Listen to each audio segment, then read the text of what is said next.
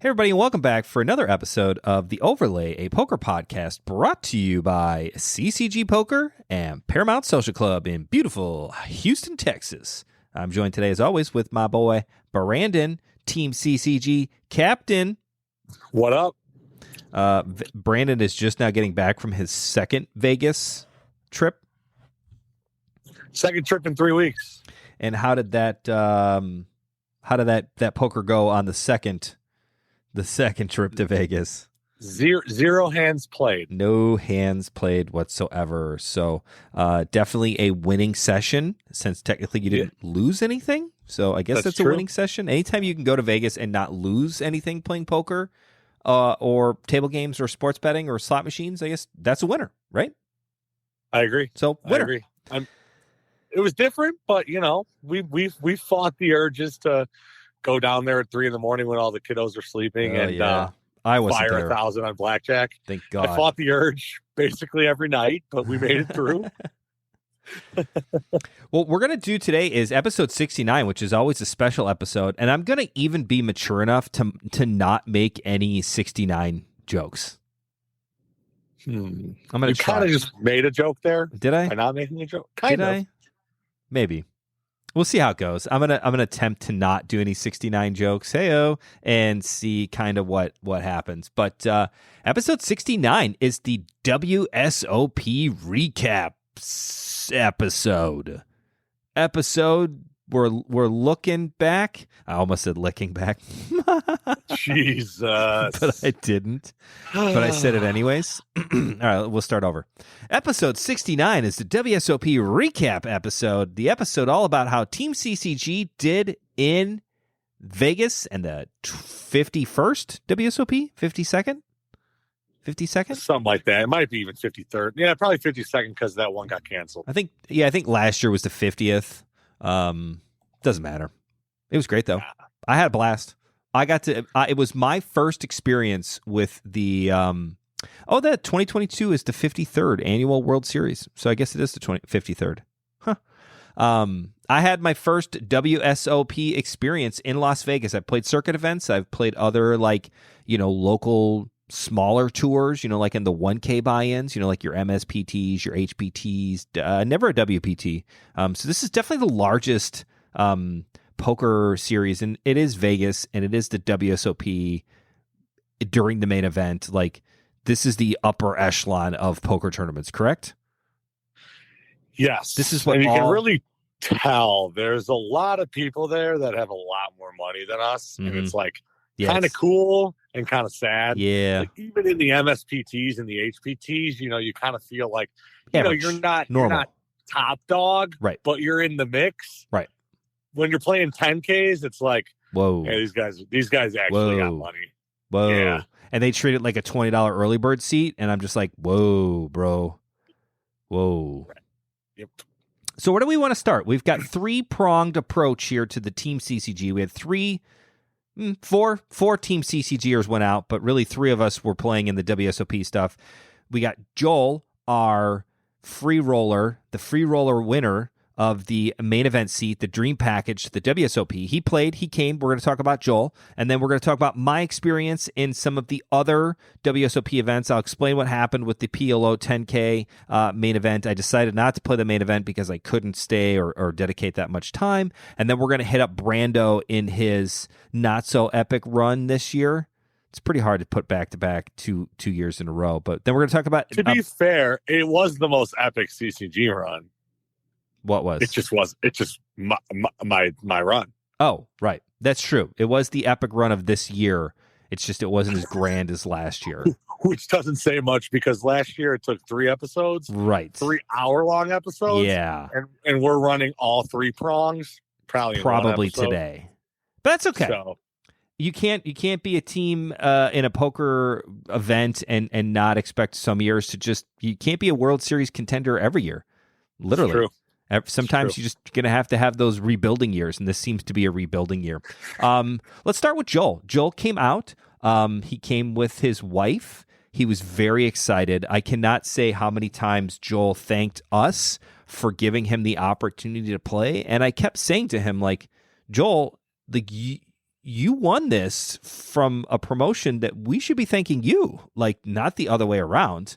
So that was very, very cool. And I was so happy he was so appreciative and like cool with like taking pictures and like meeting me at like my convenience to like buy him into the tournament and all of those things. Like he was awesome, right? Like he had so much fun. It seems like every time he sent us a text, it was a paragraph long. And I don't mean that in a bad way. No. I just mean like he wasn't short, and you can tell that like he genuinely appreciated it and like he was actually excited. And I think that is kind of what we wanted, is to like make somebody's dream come true who plays $20 early birds and now they're playing for the real thing. Right. And like I find that so much better than, you know, us giving the seat to some asshole who min cashed and yeah, cool, he made 15K and that's a great story. But somebody's like, yeah, you know, whatever. This was, you know, I appreciated the way that Joel's unfolded much better than basically any other story. Yeah, because Joel said, I mean, he said, he was like, not that I would have never played the main event, but he goes,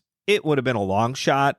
He's like, I won't say never, but he's like, it probably would have never happened. He's like, so to get the opportunity to play, like that's what the whole promotion was about, was the idea of sending somebody who was never going to do it on their own or spend the money on their own. Cause it's $10,000 plus travel. Like it's a lot. Yeah. Like I would say the only way Joel would probably play it is if he's in Vegas and he wins a tournament for 3,000 and he's still there, and then like he's in for 1,000 using that 3,000 free roll. Correct. And then gets in. Like a lot has to go right. Correct. So it was awesome. I'm glad that he got to do it. I'm glad that he chose to go in. He was like super about it and like sent us some cool stuff. So like, let's go over it. Like Joel waited in line. I was playing in a tournament. We'll get to that in a minute, but I was like, Joel, you got to take some pictures. So thank you to his wife for taking a bunch of pictures of Joel, like outside of the WSOP stuff, like in front of the lights. Cause I personally wanted to do it. And I kind of felt like a weirdo, like a goof doing it and didn't even send the pictures out, but I was by myself. So I was trying to selfie it, which is weird. Yeah. And to be honest, where that like big WSOP sign is kind of like an awkward middle hallway where there's just hundreds everybody's of people there walking through, and you just got to be like the guy who's snapping selfies. Yeah, and, like I got the same vibes as you. I got nervous. Like, Allison, hurry up, take this picture. I got to get out of here. Not gonna lie, I got nervous outside the WSOP. But yeah, Joe played day 1A. He played the first day, or he played the second day? Day 1B. I think he played day 1B. Yeah, because I got there on Saturday, my birthday, which was July 2nd. And I think the first day one was the third Sunday, and then he played on the actual 4th. He played on the 4th. On the 4th.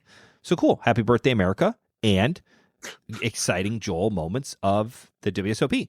So he bought in, that's what it was. He bought in, you can buy in early, obviously. And I'll talk about the lines because Brandon doesn't experience the regular lines of a regular Joe because he has the 7-star from the horseshoe playing days. You're grinding a PLO there. So I have to go to like regular guy buy-ins, which is a pain in the butt. It's long. Correct? It's long. You don't have to experience that. So I had kind of relayed my information to Joel because I got there on Saturday. I'll do mine first because then we get to kind of talk about Joel in the middle because that's both main events. So let's do mine first because mine's a little bit more basic and at least I know what the hell I want to talk about. And it'll kind of lead into Joel. So we're going to jump back now to Assistant Captain Ken. I'm nominating myself as the assistant captain. You know, like in hockey, I'd have like the A on my jersey. No, I get it. Yes. Like in case you were to die, then I would become captain. Is that how that works? Or see, and then it's crazy because in the CCG world, I'm kind of hoping that you die, right? So that I get the C on my jersey. It's great, but it's backwards in Team CCG land.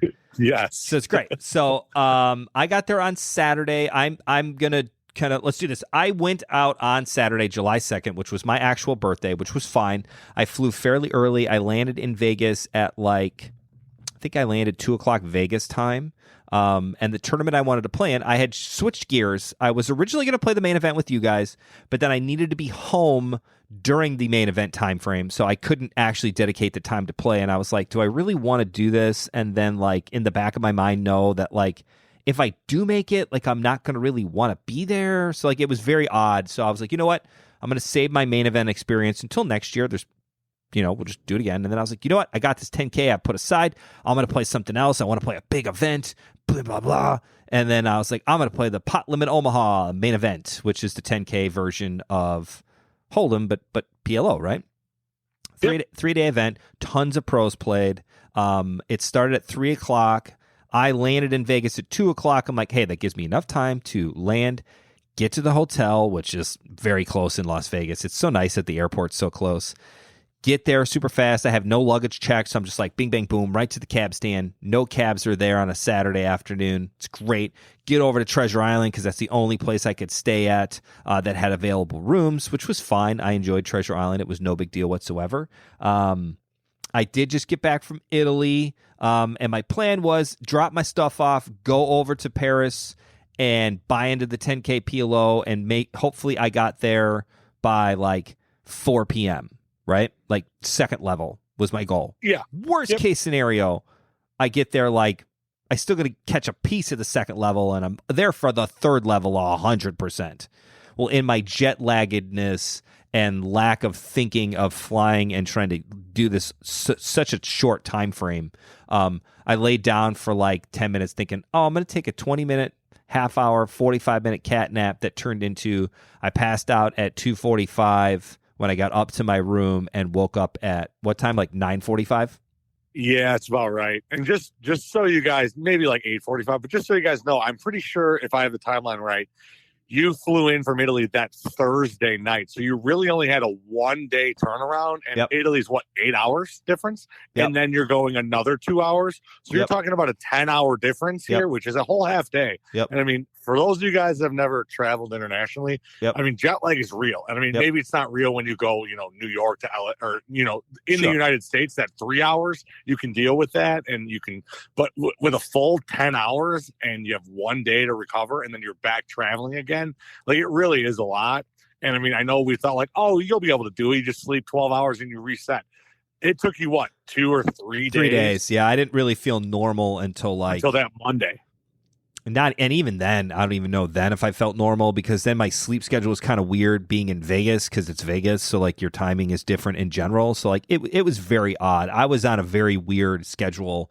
In general, I didn't know what time it was, and my sleeping was very odd. And anyways, it's like you kept waking up at 4 a.m. thinking that it was 8 a.m. or whatever. Right. And I would go downstairs in Vegas at like 4 to 5 o'clock in the morning, and it was great because it was weird and kind of fun. And Vegas in the middle of the night, like 4 to 5 o'clock in the morning, is a very cool time. Like it is. It's a weird I'll have some stories about that, but it was great. Like it was fun. So anyways, I made some bad planning. Like obviously I didn't plan to go out of country the 2 weeks before the main event. And then I switched the main event to the PLO main event, which was probably less time. There's not multiple flights on day one. It's just one day one. And then I end up missing like the first 7 levels. And then I was in the mix of like, I had texted Brandon, oh shit, I fell asleep. I got to go register. And then I was literally texting out to Brandon, my captain from Team CCG. I was like, I'm literally texting him, Brando, I need a pep talk to convince me that this is still a good idea. And I'm a good PLO tournament player. Like I wasn't worried about that, but I didn't want to late reg this late for a $10,000 tournament. Like I didn't want to do that. Long story short, what happened when I hadn't even gotten through the text of me saying, Brandon, I need a pep talk to convince me to play this tournament? What text did I receive from you? So he texted me, he's like, oh man, I just woke up from my nap. So I immediately go to the website. I'm at CCG, by the way. It was at West Chicago. It was kind of slow. It was, 11:30 at my time, 9:30 your time. So it was kind of winding down. So I went to the WSOP website, checked the blinds, checked the player, checked everything all out. Yeah. Wrote this huge, paragraph and a half, 2-paragraph, monologue on why you shouldn't play it. And I click send right as he's like, should I be playing this thing or not? And boom, before you can even ask the question, I have an answer. The answer is no. You fired out. Should not be playing you this. should not be playing this. He's like, this is a bad idea. Take aside the fact that you just flew. You haven't been in your time zone in like 2 weeks. if you were in a perfect mental and perfect sleeping state, it still wouldn't be a great idea. It would still be a bad idea to late reg with those types of pros into level 7 or 8. And I'm not even taking into account the fact that I've never been to the WSOP, so I have really no idea where to go. I do not have a Caesars player card. So like I can't even help them because I've never been to the Valleys yet. Correct. So and I was like, Brandon, where do I go? And like that was fucked. So like I have to take a cab to Paris because I don't have, like, I'm not staying there. So it's not like I just walk out of my room, walk downstairs, find the convention center. Like, I have no idea. So Brandon, and then finally we were both like, you know what? You're right. This is a bad idea. And you had to eat, and you're probably dehydrated. Right. I mean, there's like nothing going for I don't want to light this $10,000 on fire. Hey, there's some cool tournaments tomorrow. You can still experience the WSOP. You're not even playing the main event that you wanted to play. So, like, fire a bunch of 1Ks. You're like the mystery bounties tomorrow. You could play a couple of flights for that on Sunday and Monday. Then there's a PLO championship at Venetian for $1,000 on Tuesday. And, like, there's so much cool shit to play. And, like, just wait. And I was like, you know what? It's your first day. I'm like, you don't want to just, flop a nut flush draw and have to get in $10,000 on a nut flush Guy draw. flops a set. Showed up 7 hours late. Shitty boats. And then all of a sudden, right. I'm now out. you're negative 10K, and you've been there for 9 hours, which 8 of them you slept. Right. And it's like you can just do so much more with that 10,000. Right. I can play cash games. I can play other things. And it was good. You did a lot with the that team 10,000. captain definitely hooked me up and gave me some really good advice. So thank you, team captain. Captain, my captain. It was great advice, and I took it. So it was cool. So I was like, you know what? It's like 10 o'clock. Now I'm like leisurely. Now, like, the pressure's gone. Like, I don't care about anything right now. Like, I'm super cool. Like, no trouble whatsoever. So I'm like, you know what? It's 10 o'clock. I'm wide awake at this point because I just slept for like 6 hours. Like, for a guy with 3 kids that are little, like, that's a ton of time. I'm good to go. So I end up taking a cab over to Paris, figure out where everything is, get the lay of the land. I was like, you know what? I definitely want to play in the Mystery Bounty, which was the second flight, right? Because I think the first flight was that Saturday. The flight number 2 was Sunday. Flight 3 was on Monday, because I played it on Monday too. So yeah. So I was like, it's a huge tournament. It's going to be great. It's $1,000 mystery bounty tournament. They didn't call it that. They called it the $1,000 million bounty tournament because there was a guaranteed $1 million bounty, which definitely juiced up the prize pool and everybody wanted to get in. So I got over there, got my card, which was a nightmare because not only of all those things, on top of it, my driver's license had expired on my birthday. So now I can't use my driver's license again. I have to use my passport. So I have to, like, go to a specific kiosk. I can't even go to a kiosk. I have to go to, like, the player reward area. And long story short, I didn't even get my player card, which you need in order to buy into the WSOP. You have to have a physical copy of your card. Can't do anything else. Finally get one. They argued with me for like 20 minutes that my name was in California. And I was like, I've never lived in California. So there's another Ken Collin in California that apparently is a gambling degenerate as well. So, hey, Ken, hope you're listening to the podcast. Nice. I was like, no, I've never lived in California. Like, it's not the right address. Like, I live in Illinois. It's got to be one of these 4 addresses. And I rattle off every address I can think of. And she's like, yep, we don't have any other. We just have you in California. I was like, well, that's not me then. And she's like, well, you ever have a card? I was like, yes.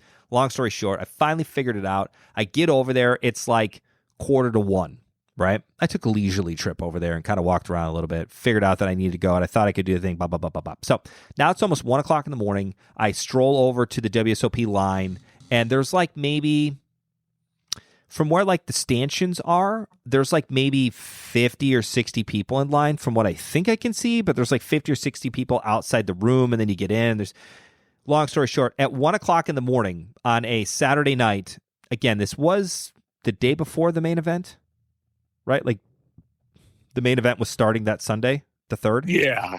Yep. So maybe that was part of it. Like, there were a bunch of guys doing it. And it's definitely true because all I heard was like the money counters of like clearly a lot of hundreds being counted.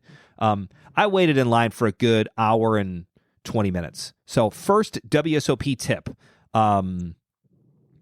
First WSOP TPP, what is it? First WSOP tip from Team CCG. Have your phone fully charged or a battery to hook it up with, and download something to watch or have a book to read. Don't just rely on like social media and TikTok, because I got bored of that after a good half an hour Plus, I There's feel only so much TikTok you can watch standing in line. Right. Plus, I don't have my headphones with me, so I can't listen to it. I only have to read the captions. I can't look at like girls doing jumping jacks and bikinis on trampolines because like it's weird, and like I don't want to be that weirdo guy like looking at like softcore porn in the middle of the line. Like that's just fucking creepy. I can't listen to music because I don't have headphones, so I'm just like standing. Like at some point, I just put my phone away, and I was like, "Wow, this is what it feels like to be relieved from my phone." And it was great. And I had a moment of like, I should not be tethered to my phone so much. Long story short, I finally get in there. Everything works out. The people at the cashiers at the WSOP were wonderful. Like they were super nice. That was like the main cage was in Paris. And they were great. Like they were super nice. As long as you had a valid ID and your player card and the money to buy it, and you didn't try to split it on 5 credit cards because like a lot of those things didn't work. But I had cash, so it was great. I bought my $1,000 WSOP seat, $1 million bounty, $1,000 even, which I thought was cool. It wasn't even $1,100. I just banged it out, no problem, done. I was out of there by like 2:30 in the morning with nothing to do until noon the next day. Seems great. So that was cool. So fast forward, my sleeping's still weird. I played some slots, I played some blackjack, I lost at both of them. Felt bad about myself in general. I was still off the keto, so I was like pounding Krispy Kremes from like the gift shop at Treasure Island like a full-blown addict, which was great. Got up, ended up getting to Paris. Long story short, I bought my seat in Paris, but now my table was Bally's red or something, right? Yep. So like I didn't even know where that was. I only knew where the Paris section was. And the Paris, they had it like there was the main cage, and then there was like 3 convention rooms that were right there that you could play in. But it was a little. I didn't really know where to go. So again, I got up in the morning, got my stuff, got ready, packed my little WSOP bag. I have my ticket, and my ticket is like my actual seat ticket, like what you get at CCG or at Paramount, where it literally says like Bally's red, table 405, seat 6. Like I know exactly at least I know what room and what table and what seat I'm supposed to be in. And like the tournament starts at noon. So I'm like, all right, cool. So I give myself plenty of time. I get there. It's like 11:15. I find Bally's, which was easier to find than I thought. But I found it. It was cool. I get in there. The doors are locked. You can't get in. It's 11:20. Tournament starts at noon. The doors are locked. And it says Bally's red room locked. Just shut out. So then I'm just like walking around like, well, maybe they let you in later. They didn't unlock the doors until 11:40. And then even at 11:40, you couldn't go sit down at the table until they like released us into the tables. Like that would just got me into like the next section of room where I could see the room. But again, they're like stanchioned off.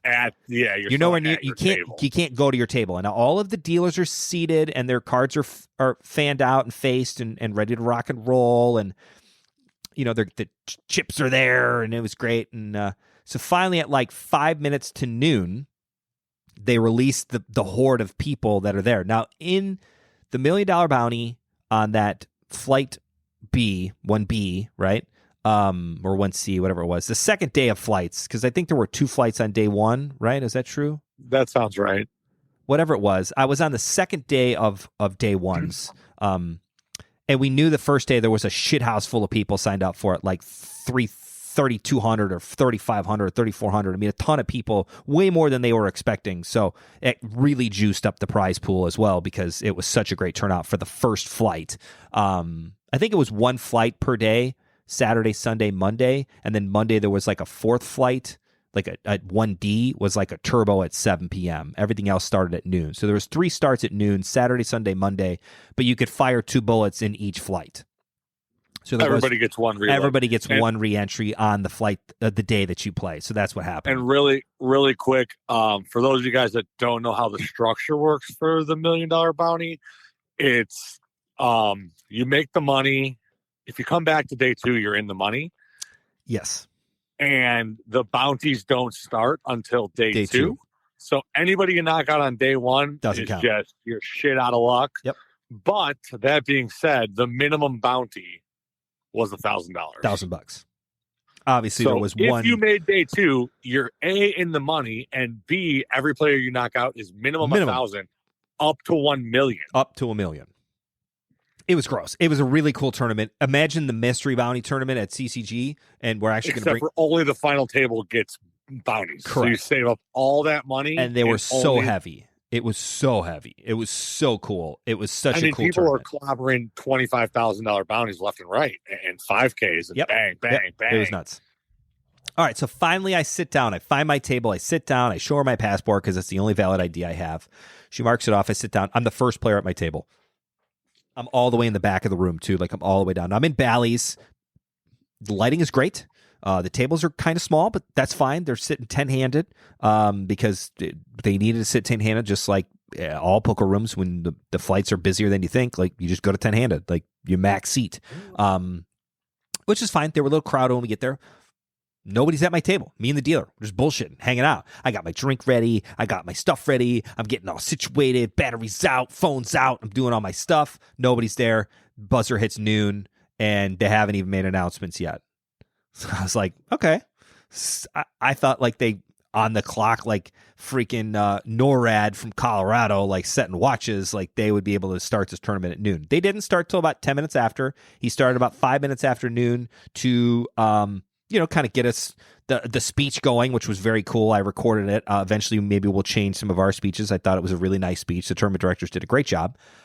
But I don't think I can change my speech. By 12:10, it's ingrained. Okay, dealers, shuffle up and deal. And there's 3 of us sitting at my table. And when there's 3 of us sitting at the table, Brandon, what do they tell you in the speech that you have to do? Wait till 4 players. Yeah, to start dealers, dealing? do not start dealing until there are 4 live players at your table. So 12:10, the tournament starts. 12:45, we get our 4th player. So I sat there from 12:10 to 12:45, 35 additional minutes, which was half of the level, because the levels were an hour long or half hour long. I don't know. I did not play. Can't remember. But I would assume they would be like 45 minutes, but that's just my guess. We waited like the whole first level. Yeah, I bet they're 45-minute levels. And nobody came. Nobody came. We were still sitting 3-handed, waiting to play, which was great because I had gotten there so early and I was so excited to play, and I couldn't, and I was there on time. And obviously these seats are sold, but they hadn't sat in their seats yet. I'm getting to this point for a reason. Finally, the 4th player comes, and we start playing 4-handed. 4-handed we play for another half a level. So I missed the first level. Even though I was at the tournament, I missed the first level because we didn't have 4 players seated. Then we got 4 players, and we played another level 2, almost the full level, 4-handed. Then by the 3rd level, we got a 5th player, and then like a few minutes after that, we got a 6th player, and then we got a 7th player, and then we were pretty cool after that. Like it seemed like the 3rd level was like when more players were showing up. So whatever time frame that was. But we waited all of that time with nothing. Nada. Zip. Zilch. No playing. By the way, you're looking at 30-minute levels. 30-minute levels. Yeah. 40 minutes on day 2 and 3. Yep. And you were right. 1D was a turbo, which was 15-minute levels. So my point being is, like, it was very standard and very normal that they sold all of those seats, gave out the seating cards. The players didn't sit down because they're poker players. They never sit down. And I missed the first 1.5 levels because we didn't have 4 players. And then once we did get 4 players, we played 4-handed.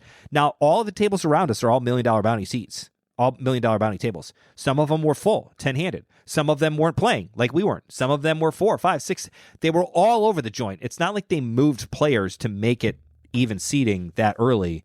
I thought that was very eye-opening for me as somebody who helps facilitate poker tournaments like this. Like, that was huge that they were just like, sorry, those are the rules. Like, it's just the luck of the draw that 1, you didn't get to play. 2, you're going to have to play shorthanded. And 3, there's no moving of seats or like waiting. Like, it would have been anarchy if we were at CCG and you had 10 table early bird and some of them aren't playing and some of them are full and some of them are not, right? I mean, it would have been absolutely anarchy. A shit show. Anarchy. Yes. And now, to some extent, and I'm a big advocate of everything that you're saying. I'm on team. Like, if you're starting a new table with 5 fresh players an hour into the tournament, like, I'm not moving the players from your 9-handed table. That your table will fill out. just give it at least a little bit of time. Mhm. And now, obviously, our structures are all 1 days. They're 12-minute levels. They're 15 to 20-minute levels. So we don't have like the luxury of that much time to where, like, I mean, at CCG, if they ever played four-handed for a half an hour, like they would stop. They would quit. Like they would be like, don't deal the same. Like we're done. Right. Like, I'm not kidding you. They'd be like, what are you doing? Like, you're just lazy, terrible TDs. And that's do your not job. that's not to dog on the players. It's just that's just not what they're used to, and it's different. And it's like they've never experienced that. Imagine going to a restaurant and they're like, "We can't seat you until your entire party is there," and then you're mad at them. But it's like, well, if just your whole party was there, you can sit down now and you can order. Right? Like, imagine that. That's how hibachi is. They don't put your name on the list. They don't give you one of those little buzzers until everybody's there. Then they know, and then they can start it. And it is what it is. And them's just the rules. You got to follow them. So I thought that was very cool. So my experience in the $1 Million Bounty. If you followed us on Twitter during hand, I don't want to make it too much about me. I thought I played really well, considering I don't play No Limit Hold'em tournaments. I was very happy with my play. Obviously, I played a lot of very small levels, and you do get a pretty big chip stack. You get a 40,000 chip stack and blind start, 100, 200, 200 big blind ante. The one thing different that actually, Brandon, you and I are going to have to talk to eventually about is they post the big blind first, not the ante, which I thought was weird. Because I think originally they didn't do that, but they switched. Now they do the big blind pays first, not the ante. Yeah, I'm still on Team Ante. I am too. I think it makes more sense, but that's definitely a change. So, I played well. I played probably for a little while on day one. My first bullet got aces and got beat by two pair. Player flopped two pair. He called my 4-bet with Queen 4 off.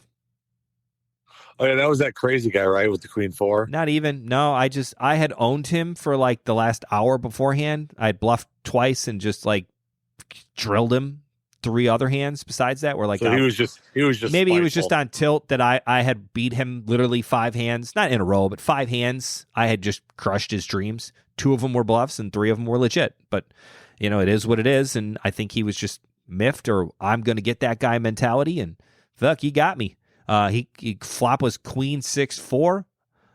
There were 3 of us that made it to the flop. The original better that I 3-bet or 4-bet, because there was a raise, and then I re-raised the raiser, and then this guy cold called the 4-bet, which was just out of craziness.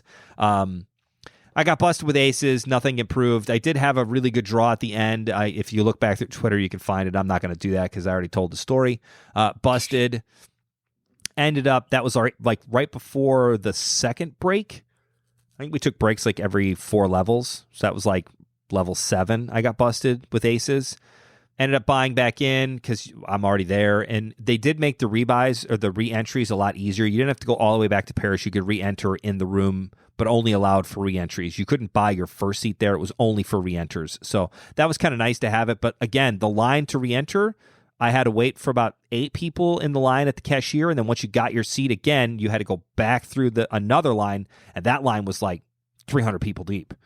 Now, it went really fast because the TDs are just constantly running around. It's the process of refilling a bunch of those seats. Just cycling through all of them. And again, if there was no if you just wherever you sat, like it didn't matter, and it was great. And then that one I played through like the dinner break, which was like level 12 or 13. When levels do get a lot bigger after the dinner break, I think we were at like 2,000, 4,000. So when you start with 40,000 in chips, and at that point, if you don't catch any hands early, I think I was right around starting stack, maybe 50,000. You got like 11 or 12 big blinds coming back from dinner. I ended up losing with ace 5 suited on that one. Got called with ace jack, and we both flopped an ace, and that was it. I was getting my money in no matter what. I think I went all in on the small blind. The big blind had it, but it was it is what it is. Nice thing is I did buy my seat for the next day right then and there. I walked over to Paris, bought in for the $1 Million Bounty for the next flight, which was on Monday. That was a huge thing. Try to go at off times to buy your seats, because if you try to go before the tournament starts, it's just a nightmare. It's so hard to do. Try to pre-plan. Don't try to play and wait in line the same day you want to play. I think you should try to preemptively buy your seat. Yeah? Brando? In general, I think that's a great plan. It's just smart. It's Less more for the stressful. convenience factor. Yeah, I mean, it's just less stressful. You don't want to go into it. It really is just like a mental, it's different when all of a sudden you're pumped up, you're ready to play, and it's like, here we go. And it's like, oh, okay, here I go in an hour and a half. Now I'm hungry. Now I have to pee again. Now the levels are all different. Now dinner break's closer than I thought. What am I going to do? Right. Everything kind of just like gets thrown off.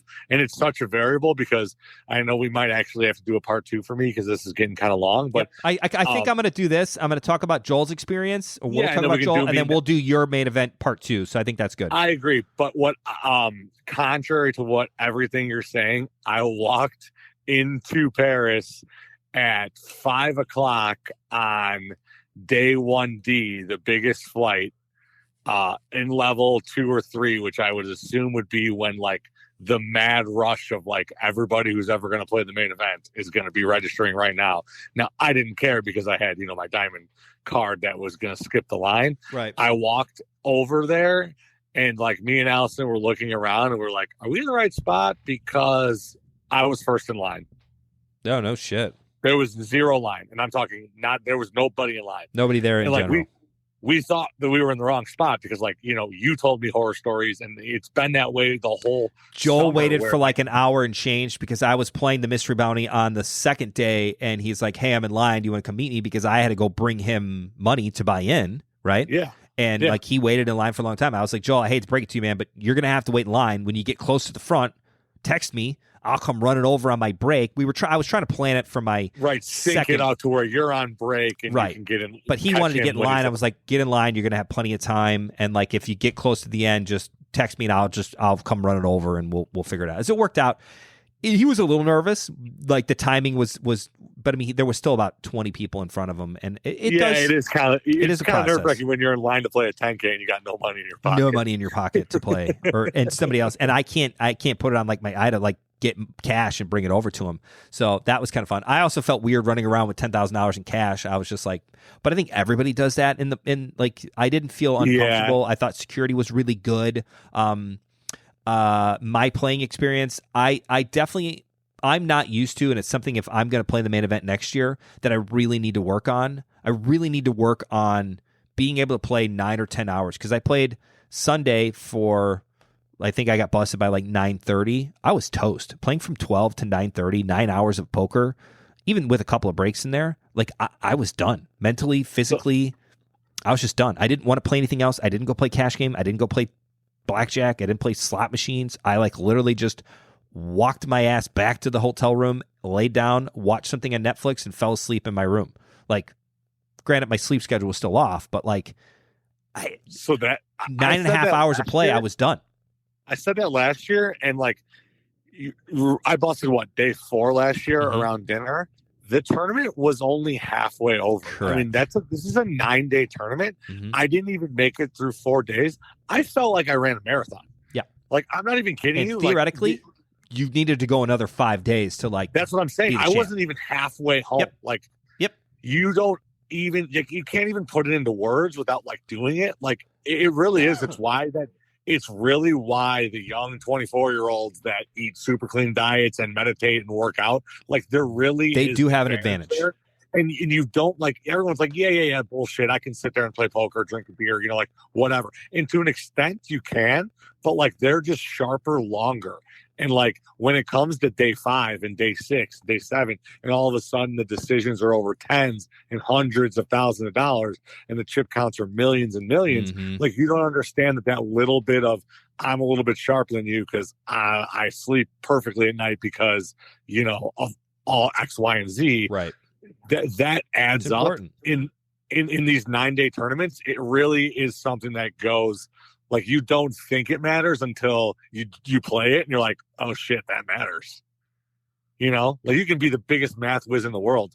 A 60-year-old guy ain't going to win the main event because he can't sit there for 10 days. Nope.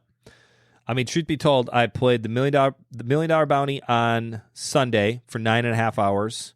Went to bed, got up, played the next flight the next day. That one I only needed 1 bullet. I made it through on 1 bullet, got a good sized chip stack, played really well, got it up to like 180K. Was super excited. I was dominating my table. And then I did experience something that you talked about, but I didn't appreciate until I actually lived it.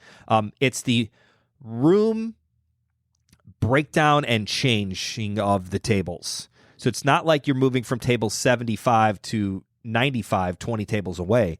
It's the idea of you're breaking down from one room to the next room. And I even had to go from Paris to Bally's because when I played my second flight, my third bullet in the $1 million bounty, my seat was in Paris, which was great. I got to play in the Paris room. It was very cool. I enjoyed it thoroughly. I liked that room better. It was colder. Bally's was kind of warm. The air conditioning did not work nearly as well. The AC was off. It wasn't working. Oh, great. Yeah. It sucked balls. It was so hot. Especially you were since very graceful. Yeah, well, especially since like you're used to like casinos being cold and like I'm dressed to like be chilly where I've got a hoodie and like I'm jeans and like I'm ready to rock and roll and like I don't have a bunch of water because I'm not worrying about me being sweaty and losing hydration that way. Like that was the thing in Bally's. But anyways, Paris was super cold, which was great because I was a little thrown off because I just assumed the WSOP was hot. So I dressed accordingly and didn't bring a sweatshirt this time. So then I was kind of fucked. But then I had to do the experience of moving where they break like 20 tables and they move 200 people from Paris all the way across to Bally's, which is what, like 5 football fields away? Maybe 6? I mean, think of it as like an average sized casino and then the rooms being kind of kitty corner of each Opposite other. ends, yeah. So like that, it's really not that far of a walk, but you are walking directly through a hotel and casino. Yep. Across the floor. Very weird. Yeah. Through the floor, through like across the restaurant area. You got waiters, you got people on slots, you got people throwing craps. Then you go down a little hallway, zigzag. You got people trying to sell you soap and makeup. You go through there and finally you make it to the other side where you're in that WSOP area. Then you're in those like corridors or hallways. And then you kind of navigate into the Paris room and then into your seat. But I mean, it's not close, but no. It's definitely an experience. You know, CCG, you go from table 9 to table 2, and you're like, oh, yeah, okay, it's right there. Right. No, they make you stay together. And they tell you, don't leave, don't put your stuff in there, blah, blah, blah, blah, blah, don't go pee. Walk with the pack. Go directly to your table. Yeah, it was wild. My last, so that was cool. It was very well done. I was very happy. Problem was then table draw is real too because I went from me being kind of the table captain at my table in Paris, very comfortable with the weather in the room, and I was feeling good. I was on a streak of winning cards. I had a really good table image. People read me as being very tight and aggressive, so they believed me a lot, which means I was able to get through a couple of bluffs where I wouldn't be able to get them off other places. Like basically imagine the Ken that you know and love. It's not that wasn't the player I was projecting. I was projecting a very strong.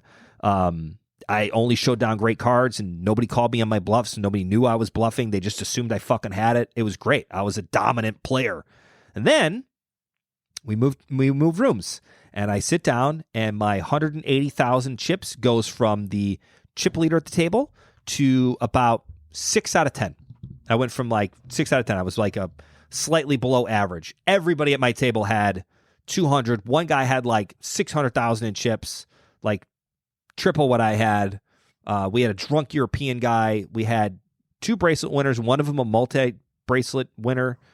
Clearly a bunch of pros. Like I went from being like big swinging Mick to just like teeny tiny, no good. I'm in trouble. I'm going to have to change stuff. And it totally ruined my mojo. I went from feeling great and feeling good to like, I felt like a rookie. I felt like I was out of my league.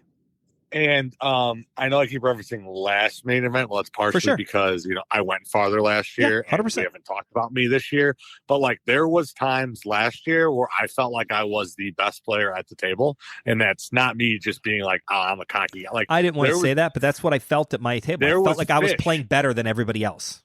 Right. And then I would go to another table. I'm like, I got no chance. Like these guys are wizards. Like I just have to aces versus kings them or flop sets or, make my flushes. Like that's the only way I'm going to beat them. And like, it really is like a kind of like a demoralizing, sick feeling that like, you get in a tournament where you're at a 1K or even these 1600 HPTs or the main event at the Horseshoe. You never feel way out of your league. there's always a couple guys at your table that's like, this guy sucks, or like, Right. yeah, this guy's just lighting money on fire. Like, there's WSOP tables where you're like, that guy's good. That guy's got to be good. There's no way I'm better than him. He's got 10 million in earnings. This guy knows what he's doing. This guy's a European guy who doesn't give a shit, but like he's still better than me. Yep. And like you just start looking around and you're like, wow. I'm Okay. fucked. Yep. I have to find a way to survive this table. I did not. I did not. What did I do at that table? And you and I talked about it. I made one mistake. I had queens. I 3-bet with them. I got smooth called right behind me. The guy next to me in the 10 seat. I was in the 9 seat, 8 or 9, whatever it was. I was like, I remember this hand. I had queens. I 4-bet because there was a raise, and then I 3-bet. I 3-bet, and then he just smooth called, and the original raiser called, and the flop was like 10-7 deuce, like just nothing. I actually think it was like 10-4-4 because it was a paired board. No, it wasn't a paired board. This was a different one. That was what I actually busted. This is this was not. There was no paired board. Original guy checked. I bet out, and the guy just smooth called, and the original better folds, and now it's me heads up, and he's got position on me, and then I made the mistake of looking at his chip stack, and he only had about like 60,000 left. At this point, I have some chips. I mean, I had almost 180,000 at that point, 150,000. So like, it wasn't, my tournament life wasn't going to be in the lot. I would have lost half of my chips. So I bet accordingly because I was like, well, I'm just going to bet and see where I am. But I ended up betting so much that I priced myself into where I couldn't fold because it wasn't enough for him to re-raise all in. And then as it turned out, and I look back, I was like, yeah, clearly he had fucking aces. And he was going to call me the whole way down, and I should have played that smarter. And I didn't. And then I lost. And that was it. And then I went from like, at least I had a stack at an unmatched table to now I'm the super short stack. I'm screwed. I can't do anything other than go all in, and I'm going to get called by tons of people because like there's no reason they can't, right? So it was fine. I got busted with ace king suited. I can't be mad about that. Yeah, and you were kicking yourself about that aces versus queens hand. I was like, the kid just trapped you. Yep. You're never folding queens on that board. Nope. And you were like, you seemed like it seemed so obvious, but it really wasn't. I mean, he like partially outplayed you and partially coolered you all at once, and then like you made it feel like you played bad, but like there's really nothing you can do, especially with that stack depth and then the amount of money you put in the pot. It's like he's more likely to just have like a set of 10s or a set of 7s. It's like at that point, you're like, oh, well, I got unlucky. As it seems like he flipped over aces, and you're like, oh, shit, he had me the whole time, which feels worse. But I mean, you lose the pot either way. I do. But I mean, this way, he feels a little sneaky, like you feel like you got duped a little bit. I think I thought I made myself believe that I made a mistake or I could have gotten away from it. And you were like, there's no way you're folding there. So he's like, you got to get over this. And I'm just like, I don't know. So it did kind of mentally, I went from like table captain, what I felt like I was one of the best players at the table, to I was one of the worst players at the table. I felt way overmatched. I lost 2/3 of my stack with queens when I felt like, man, I should have played better than that. And then I wait for a big hand, get one, and just brick out. You lost the race, right? That was it. Yeah, it was ace king suited versus pocket sixes. Sevens or sixes? Sixes. Yeah. Might have even been pocket threes. I don't even know what it was, because like I literally had so many outs on the river that I could have won with. You there was a board pair on the flop, and then you had a gutter ball. You had a gutter ball. I had a gutter ball to flop. And then it board paired the turn and gave you a flush draw. Correct. And you missed. And any of the board pairs would have made his sixes obsolete, which means I would have won with an ace high. So I had any face card, any diamond, any other of the 2 cards that were out there, and I completely brick city'd.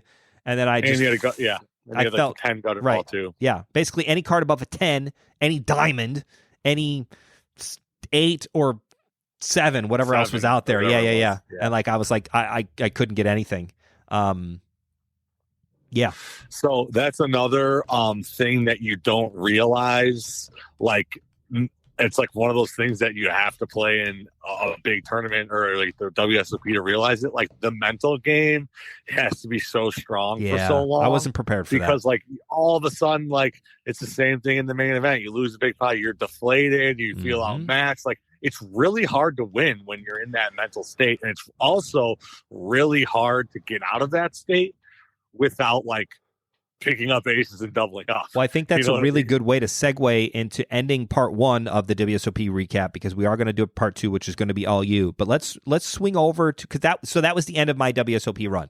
I played 3 tournaments. They were all the same tournament. 3 flights in the $1 million bounty, because I was only there for 5 days, and those were the only ones that I really wanted to play. And I could conceivably play from start to finish and get all of it in with the days and the final days and the tables and all that stuff. I was very happy. I was, just from my experience, I thought it was a little more turbo-y than I would have thought for a $1,000 tournament. They kind of treated it like a much smaller buy-in, which I guess relatively to them it was. Relatively it is. That's the thing. A 1K at the Series is a $20 early bird at the CCG. Correct. It was just kind of like a, hey, thanks for playing, but you're kind of a schmuck. So that was kind of weird. The idea of me not being able to play when I showed up on time, I thought was kind of eye-opening for me. And I was like, wow, I can reference this in the future when somebody's like, we're 6-handed and they're 9-handed. Be like, well, guys, those seats are sold. Like, it is what it is. I can't let you sit as an alternate in that player's seat because they can show up at any time and they bought the seat earlier. Like, that's just the way the tournament runs. Other thing that I found, there were some excellent WSOP dealers, like freaking all-stars that would rock any table, cash game, PLO, anything, mixed games. These guys were all-star dealers. And then I got dealers where I was like, good God, I would not feel comfortable you dealing a free roll at a bar on Tuesday night for free poker league. Like, it was awful. I remember I talked to you on the phone one time. I'm like, I'm on tilt when I was in the Paris room and I was number 1 player at my table. I got on tilt from the fucking dealer. She took 40 seconds to pitch. 40 seconds. I timed her. So 40 many seconds. Dealers, Kenny. 40 that's seconds. The thing. That's insane. You know what? Let's pause right now for 40 seconds. Professional dealers. Just so you can see how long it is. Ready? I don't think we have enough time. That was 5 seconds from when I talked to the second. 5. Imagine eight times that. 20 times worse than that. It was so bad. I was so miserable. Anyways, she stopped mid-deal to scratch her nose. That's when I got up and walked away. So I'm pretty sure for you guys listening that in the middle of this, he left the room, called me, told me he was on tilt. Mm-hmm. And then we talked for him. I'm like, Kenny, calm down. Like, it's only a half an hour. Like, just get through it. This tournament's 4 days long. Who cares about a half hour? Right. And then we had a 3-minute conversation. And then he went back to his table. And then same fucking hand. Like, we've only played one hand. I was like, come on, Brandon. I texted you back. But like, that was the thing. Like, you got to be careful about what you're doing, which kind of segues into Joel. Joel was super happy. He got there early. So he bought it the day before. He did the smart thing. He took the stress of the line out of the tournament, which is what you need to do. That's tip number 2 from Team CCG. Buy your seat early. Get there a day early. Give yourself time to get acclimated. Know where you're going. Have that feeling. Even if you know where you're going now, like, I know where the stuff is now if it's the same spot next year, which I'm assuming it will be for at least a couple more years. It'll be Bally's in Paris. I know where I'm going. Even then, I still recommend get there the day before and buy your ticket, because it's just nice to relax and get a full night's sleep and not have to worry about flying and traffic and the airport and all that shit. It was just, Joel did it smart. He got in, bought a seat. He was ready to go. He was there the next day, took some pictures. He was texting me and Brando. He sits down, and I think he kind of didn't realize that this was a 9-day tournament, or he didn't play it like a 9-day tournament, and he got a little tilted and trigger happy. Yeah, he got trigger happy. Go ahead. I'm going to let you do a little bit more of Joel since I've been talking the whole time. Yeah, I mean, really, he texted us after. He's like, goal 1 is make it through the first level. I did that. Mm-hmm. And, he said he picked up like King Jack 4 or 5 times and just didn't connect. And, tried to bluff one time and it didn't work. With King Jack, sometimes you got to muck them. Sometimes you got to just you got to play slow. There's so many mines that you have to dodge, and you kind of got to nickel and dime it, especially the first couple levels. That's why I kind of skipped the first 2 levels. I just feel like can't win the tournament. You can only lose the tournament in those early levels. I mean, I know that some people say that the fish are going to have the most. No, but that's 100% true. You cannot win the tournament on the first day. You can't. I don't care how many chips you win. You cannot win the tournament on day 1 in the main event. You can lose the tournament on day 1, but you can't You can't win the tournament on day one. It's a golf thing, too. They always say you can't win a tournament on the first day, but you can certainly fucking play yourself out of it. And Joel and I managed to play ourselves out of it because it's perfect. He gives us a breakdown, then he goes, I made it to level 3, but low chip count, about 20K. What do they start with? Like 60? 60. I'm getting good starting hands, but losing with other players hitting the turn river or nothing showing on the board, so he's getting a little frustrated. Hopefully I'll get through this level. I'm in the same mindset. I'm kind of pissed. I'm in the mystery bounty, and I'm getting great cards, and I think this is like right before what was my response? This is why I'm the assistant captain. Pick a spot and double up. Right. Just pick your spot and double up. And what did you respond? That's what Penny says. But guys, we got to remember, this is level 2. That's 100, 200 with a 200 big blind ante. He has 100 bigs. Yep. He can 20K. I know you think, oh, it's a third of the starting stack. 20K is heaps at this point in time. Like, you shouldn't even be thinking about getting it in, finding and doubling up. Like that's a pipe dream. Like that's going to happen when you get aces or kings, like, or make nut flushes against worse flushes. Right. Like, you need a second best hand. It's not even aces. You need aces versus kings. You need a cooler hand for that to happen. Right. So you need to throw that out the window. Worry about, maybe spending the next 2 orbits, like trying to find who's the fish, who's the guy that's making it 5x when there's other guys making it 2.25x, who's the guys that are 3-betting every time on the button versus the passive guys. Like, pick somebody to pick on. Don't worry about getting it in and doubling up. You have plenty of time for that. Start setting up your moves, not setting up your moves, but it's like chess. Start it's planning. Start thinking about it. Right, and that's what's so beautiful about the main event. Who's defending their big blind? Who's not defending their big blind? Right, who's doing those things? Who's calling who's calling a 4-bet? Who's raising? You know what I mean? You got to pay attention a little bit, and who's leaving the table 3 minutes before break because they want to go eat and go smoke, versus the guys that are sitting there watching the last hand 4 minutes form into out, break. Even though they're not in the hand because they want to get that extra information. I want to say Joel was obviously a little down on himself. He lost a couple of pots. He lost 2/3 of his chips. And he was starting to be like, oh, what do I do? And I'm like, pick a spot and double up. And then literally what's my response? Yeah, well, I just knocked it over. Oh, here you go. Your response to this group chat the 3 of us were on. 2-hour levels, baby. You got all the time in the world. And I was like, wow, that's way better advice than I am. Joel, listen to him. And then I started texting about myself. But you just explained right then and there why you're doing. You don't need to freak out. This is the main event. This is a 9-day tournament. Marathon does not even describe what this tournament is. This is not a sprint. Joel and I were sprinting. We were trying to sprint and make up ground, and you got 9 more days of this. You don't need to worry about being down to 20K in chips when the blinds are 100, 200. What are you doing? So I just you got 100 bigs, man. You could do whatever you want. I just kind of thought about this analogy. And it's actually a really good one. So we could probably end on this. Yep. Poker tournaments are never going to be linear as much as you want it to just go up, up, up, up, up, up, up, up, up. You're going to get to 100,000 and then back down to 30,000. That doesn't mean you're out. That doesn't mean you're even in that much of a worse position. It's all and I compare it to weight loss. You diet, you exercise, you work out every day, and you weigh yourself. It's wow, how did I not lose any weight? It doesn't mean you're not doing the right thing. It doesn't mean you're on the right path. You think that you should be losing weight. You think that you should be getting in with aces and holding every single time, but you're going to lose a pot. And sometimes you're going to it's never going to just go straight up. It's going to be zigzaggy. And you need the mental capacity to deal with a zag and it not always be zigging up and you zagging down. And it's the same thing. You got to be able to deal with that. You got to be able to deal with dieting for 3 weeks and not losing any weight, but keep going. Don't just be fuck this. I'm going to McDonald's. I'm out. Yeah. You guys are find a double up, get it in there. It's so crazy. You don't need to do that. It really, you don't need to. And I found that out the last time I played it when I was down to 9,000, and I'm this kind of sucks, but I kind of just like righted the ship a little bit. Obviously, I got lucky and won a race. Your cards have to go the way that they go, but like you can only do so much besides your cards, and that's kind of where Joel, met his demise in the third level.